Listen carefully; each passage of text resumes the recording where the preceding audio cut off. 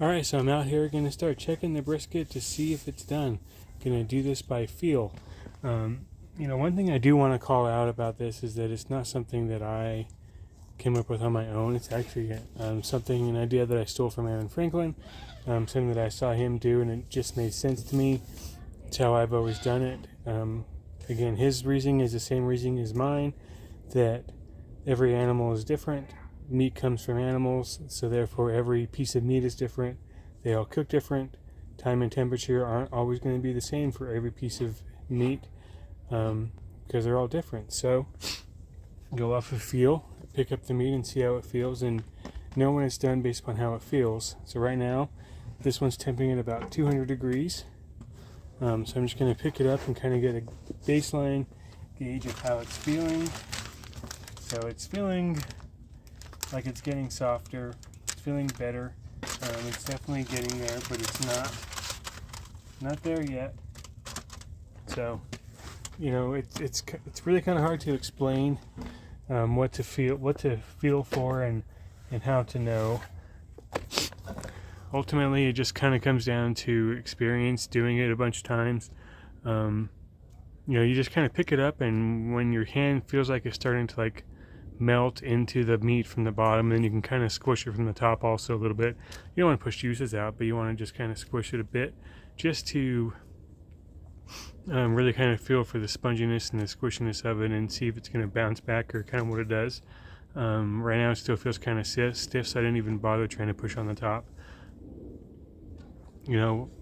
Something that I've kind of learned is that this is the best way to know when your brisket's done.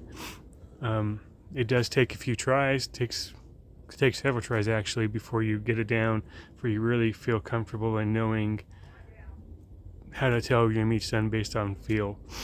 Took me several tries. I kind of find typically you pull it off too soon, and the meat just isn't quite as tender as it could be. So you remember that. You can even write down if you need to. Come back next time and try it again, and it'll be, let it go a little bit longer, and pick it up and feel it, and then try it out, see how it tastes, see how it feels. The one thing that I will tell you is, once you do get it down, once you do figure out how the meat feels when it's done, that's something that you'll never forget. The next time you go to cook it, when you pick it up and you recognize that feel, you're going to know it, and you're going to know your meat's done, and you're going to be able to consistently make really, really great brisket that's cooked consistently and well over and over and over again. So yeah, it does take some tries. It's as much of a science the barbecue is. It's also an art. It's something that you have to do through experience. You have to learn through experience. You have to learn through trying. There isn't a set in stone method or path that I could lead you down, or anybody could really lead anybody down. There is an art to it, and that art requires experience, requires time, and you just have to do it. But once you do it, once you figure it out, it certainly is magical. Okay, so back out here to check this brisket again, to check it for done. I think it's probably going to be done. It's been about an hour, about 45 minutes since we checked it last. Right now it's registering at about 203. With briskets, I pulled them off and had them feel done anywhere from about 199 to 204. To be fair, I will say 203 is the most common temperature that I've had them be done at. But you can see now, just looking at it, you can see the bend. I can kind of squeeze it a little bit and feel the softness. This one is done. Totally done. Just kind of squeezing it here, feel the bounce back, it's kind of folding over my hand, and it's folding over my hand under its own weight. Apologize for the neighbor's dogs, can't do much about that. So now we're just going to pull that and then let it rest. For resting, you want to let it go to get down to about 140 degrees in temperature before you slice it.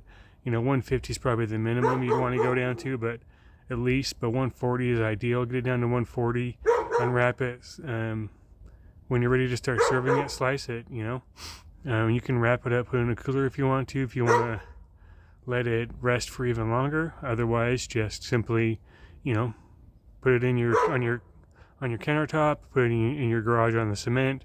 Put it in the fridge if I wouldn't put it in the fridge. Put it on the cement if you want to. Let it rest wherever you want to. Just get it down to that temp so that it's can absorb those juices, absorb that moisture. Usually takes a few hours. The longer you can let your meat rest, the better for sure. Let it rest for as long as you possibly can. Gonna make it just a lot better flavors. So, next step is after this is done resting, we'll unwrap it and slice it and serve it. So we'll show you how to cut it up next.